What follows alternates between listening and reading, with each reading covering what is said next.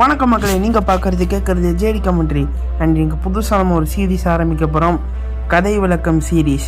So இந்த கதை விளக்கத்தில் பார்த்தீங்கன்னா நிறைய கேம்ஸோட ஸ்டோரிஸ் எல்லாம் நான் எக்ஸ்பிளைன் பண்ணி போடுவேன். ஸ்டோரி கேம்ஸே எக்கச்சக்கமான கேம்ஸ் இருக்குது. ஸோ அந்த வகையில் பார்த்தீங்கன்னா அந்த கேம்ஸோட ஸ்டோரிஸை எவ்ரி சாட்டர்டே நான் எக்ஸ்பிளைன் பண்ணி போடுவேன். வீக்லி ஒன்ஸ் ஒரு கேம். அண்ட் இந்த வாரத்தில் பார்த்தீங்கன்னா நான் ஃபஸ்ட்டு கதை விளக்கமாக எடுத்த கேம் என்ன பார்த்தீங்கன்னா God of War 1. God of வார்க்கு நிறைய ஃபேன்ஸ் இருக்காங்க. நிறைய பேருக்கு இந்த கதை தெரிஞ்சிருக்கலாம், தெரியாமல் இருக்கலாம். ஸோ அந்த வகையில் இந்த கதையை நான் என்னோடய ஸ்டைலில் ஃபுல்லாக நரேஷன் தான் கொடுக்க போகிறேன். ஸோ அந்த வகையில் இந்த கதையை தெரிஞ்சுக்க ஆர்வமாக இருந்தீங்கன்னா நம்ம சேனலை மறக்காமல் சப்ஸ்கிரைப் பண்ணுங்கள். இப்போதைக்கு காட் ஆஃப் வார் 1 கதையை தெரிஞ்சுப்போம்.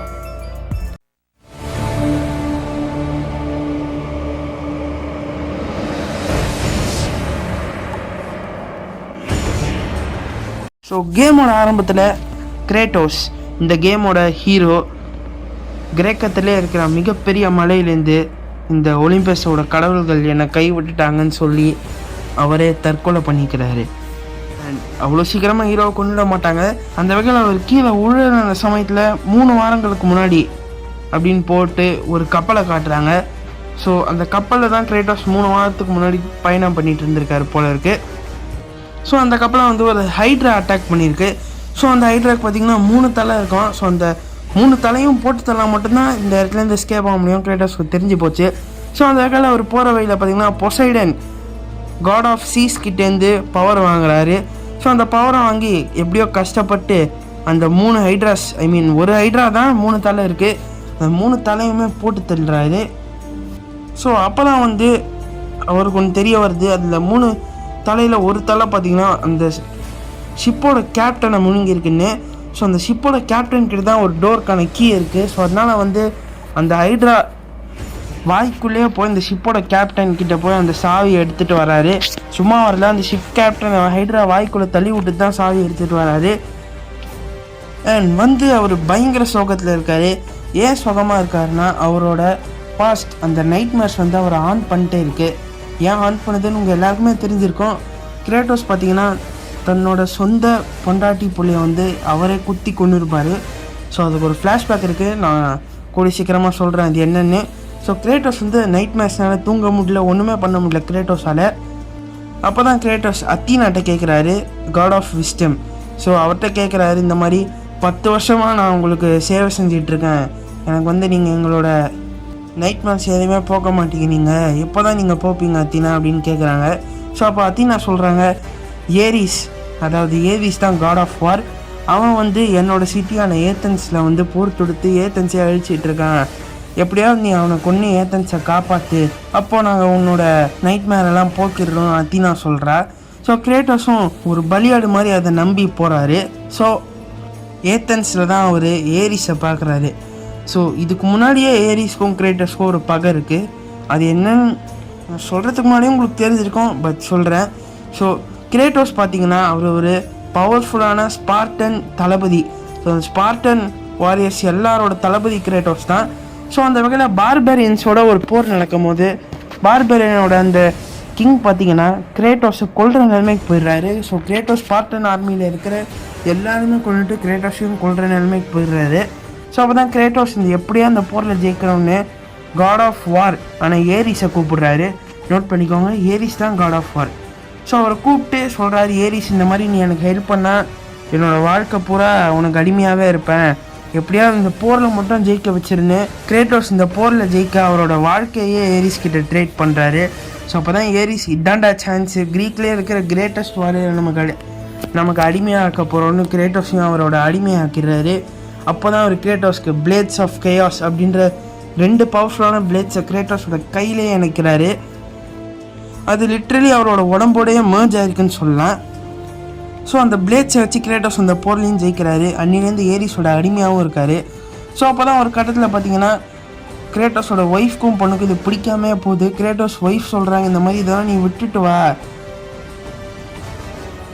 நீ ஒரு அரக்கனாகவே மாறிட்டுருக்க, அந்த ஏரிஸ் சொல்கிறத கேட்டு நீ இதை விட்டு வா, நம்ம பீஸ்ஃபுல்லாக வாழலாம் கிரேட்டோஸ்ன்னு கேட்குறாங்க. பட் கிரேட்டோஸ் இல்லை, ஏரிஸ் தான் என் கடவுள், அவன் தான் எனக்கு வாழ்க்கை கொடுத்தான்னு ஏரிஸ்னே இருக்கார். ஸோ அப்போ தான் ஒரு கட்டத்தில் ஏரிஸ் பார்த்திங்கன்னா கிரேட்டோஸ் ஒரு வில்லேஜை துவம்சம் பண்ண சொல்கிறாரு. ஸோ கிரேட்டோஸும் ஏரிஸ் சொல்லிட்டான் நான் அந்த துவம்சம் பண்ணியே திருவன்னு. கிரேட்டோஸ் அந்த வில்லேஜை ஒட்டு மொத்தமாக அழிக்கிறாரு. ஸோ அப்போ தான் அவர் ஒரு டெம்பிள்குள்ளே போகிறாரு, ஐ மீன் ஒரு டெம்பிளில் ஒரு இடத்துக்குள்ளே. ஸோ அந்த இடத்துக்குள்ளே போகிறதுக்கு முன்னாடி ஆரக்கல் அப்படின்ற வயசான ஒரு லேடி வந்து சொல்கிறாங்க, அந்த இடத்துக்குள்ளே போகாத, அங்கே தான் உனக்கு மிகப்பெரிய ஆபத்தே இருக்குன்னு சொல்கிறாங்க. கிரேட்டோஸ் ரிஸ்க் சாப்பிட்ற மாதிரின்னு சொல்லி அந்த இடத்துக்குள்ளே போய் எல்லாரையும் போட்டு தள்ளுறாரு. ஸோ போட்டு தள்ளி முடிச்ச அப்புறம் தான் அவர் நோட்டீஸ் பண்ணுறாரு அங்கே அவர் பொண்டாட்டியும் பொள்ளையும் இருந்திருக்காங்கன்னு. ஸோ அப்போ தான் கிரேட்டோஸ் மனம் உடஞ்சி போகிறாரு, தன் சொந்த பொண்டாட்டியும் பொண்ணையும் கொன்னுட்டோமேன்னு அவர் அங்கேயே உடஞ்சி உட்காடுறாரு. ஸோ அப்போ தான் அங்கே எரியிற நெருப்பில் ஏரிஸ் அப்பியர் ஆகிறாரு. ஏரிஸ் சொல்கிறாரு, இந்த மாதிரி உன் பொண்டாட்டியும் குழந்தையும் தான் வந்து உன்னை வார் செய்ய விடாமல் தடுக்கிறாங்க, அவங்களோட தான் உனக்கு எமோஷ்னல் கனெக்ட் இருக்குது, அவங்க செத்தால் மட்டும்தான் நீ வந்து ஒரு மைண்ட்லெஸ் பீஸ்டாக மாறுவ, நான் தான் அவங்கள இங்கே வர வச்சேன் கிரேட்டோஸ் அப்படின்னு சொல்கிறாரு. அப்போ கிரேட்டோஸ்க்கு ஏரிஸ் மேலே பர்மனெண்ட்டாகவே கோவம் வந்துடுது. லைக் இவர் தான் ஏரிஸ் தான் கிரேட்டோஸ் கையால் தான் சொந்த ஒய்ஃப் அண்ட் குழந்தைய வந்து கொல்ல வச்சுருக்காரு. ஸோ அதனாலே வந்து கிரேட்டோஸ் இனிமேல் அவனுக்கு வேலையே செய்ய மாட்டேன்டா ஏரிஸ் அப்படின்னு வெளியே வராரு. அண்ட் அவர் ஒய்ஃபும் அவர் பொண்ணும் கொல்லப்பட்ட அந்த இடம் ஃபுல்லாக எரிஞ்சிட்ருக்கு. அண்ட் அவர் வெளியே வந்தோடனே அந்த ஆறுக்கள்னு சொன்னோம் பார்த்தீங்களா, ஸோ அவங்க வந்து கிரேட்டோஸ்க்கு ஒரு சாபம் தராங்க, நீ கொன்ன உன் பொண்டாட்டியும் உன் பிள்ளையோட சாம்பல் எப்போவுமே உடம்புலையே இருக்கும் அப்படின்னு அந்த சாம்பலை கிரேட்டோஸோட உடம்புல போடுறாங்க. அப்போ தான் கிரேட்டோஸ் ஒயிட் அண்ட் ரெட்டாக மாறுறாரு. அண்ட் இது ரெட்டு பார்த்தீங்கன்னா கிரேட்டோஸ் உடம்புலேயே இருக்கிறது, அதுக்கும் ஒரு ஆரிஜின் இருக்குது, அதை வந்து அடுத்த ஸ்டோரி எக்ஸ்ப்ளனேஷனில் கண்டிப்பாக சொல்கிறேன்.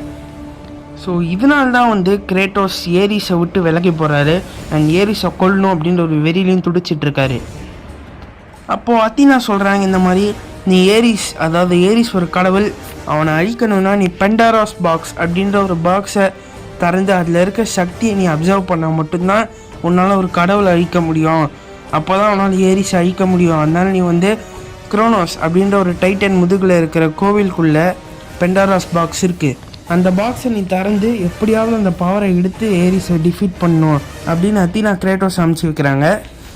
ஸோ கிரேட்டோஸும் தொடர்ந்து 3 நாளாக குரோனோஸ் உடம்புல ஏறி அந்த டெம்பிளை கடைசியாக ரீச் பண்ணுறது அண்ட் எக்கச்சக்கமான பசில்ஸ். ஸோ கேம்லேயே இந்த டெம்பிள் பார்த்து தான் உண்மையாகவே கடுப்பு கலப்புற பார்த்து. ஸோ எக்கச்சக்கமான பசில்ஸ் இருக்கும், அதெல்லாம் சால்வ் பண்ணி கடைசியாக அந்த பெண்டாராஸ் பாக்ஸை எடுக்கும் போது ஒரு சாட்டிஸ்ஃபேக்ஷன் வராமல் பாருங்கள், அதெல்லாம் பீட்டே பண்ண முடியாது.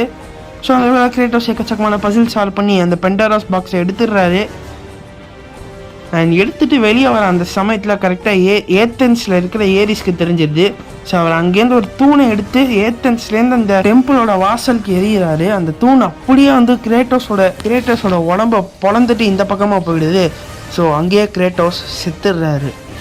ஸோ செத்த கிரேட்டோஸ் பார்த்தீங்கன்னா ஹேடிஸோட நரகத்தில் தான் கண் முடிக்கிறாரு, அதாவது அண்டர் வேர்ல்டு. ஸோ அங்கேருந்து பார்த்தீங்கன்னா எப்படியாவது கிரேட்டோஸ் கஷ்டப்பட்டு அங்கே இருக்கிற எல்லா டீமன்ஸையும் அடிச்சுட்டு ஹேடிஸோட பவரை எடுத்து அங்கேருந்து அப்படியே தப்பிச்சு வந்துடுறாரு. அண்ட் கிரேட்டோஸ் வந்த இடம் பார்த்தீங்கன்னா ஏத்தன்ஸ், கரெக்டாக ஏரிஸை கொல்லக்கூடிய அந்த இடத்துக்கே கிரேட்டோஸ் அண்டர் வேர்ல்ட்லேருந்து வந்துட்டார். அண்ட் அப்போ தான் அவர் ஏரிஸை பார்க்குறாரு, ஏரிஸ் கையில் அந்த பெண்டாராஸ் பாக்ஸ் இருக்குது.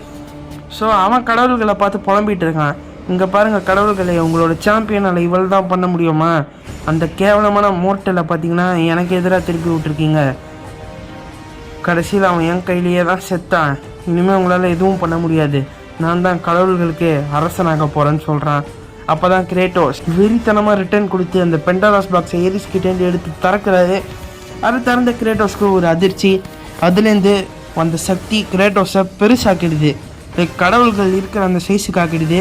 ஏரிஸோட சைஸ்க்கு கிரேட்டோஸும் மாறிடுறாரு.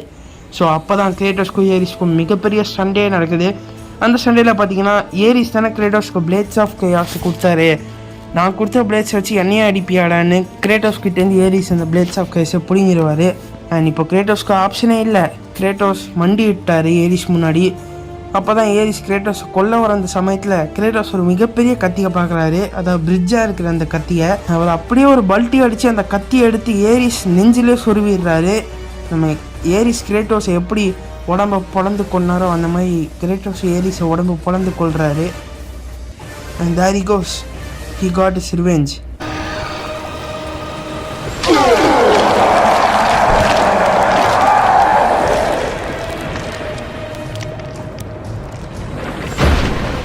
Kratos had done the impossible. A mortal defeating a god, Ares was no more.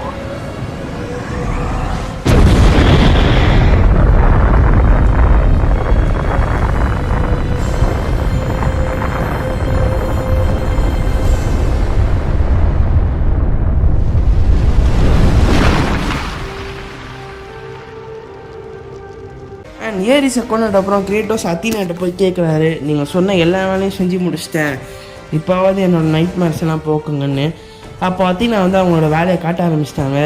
நாங்கள் உன்னோட நைட் மேர்ஸ் எல்லாம் போக்குவோன்னு சொல்ல கிரேட்டோஸ், நீ பண்ண அந்த பாவங்கள் தான் மன்னிக்கப்படும் சொன்னால் நைட் மேர்ஸ் என்றைக்குமே போகாது, அது நீ வாழ்கிற வரைக்கும் உன்னோடையே இருந்துகிட்ருக்கோம் அப்படின்னு சொல்கிறாங்க.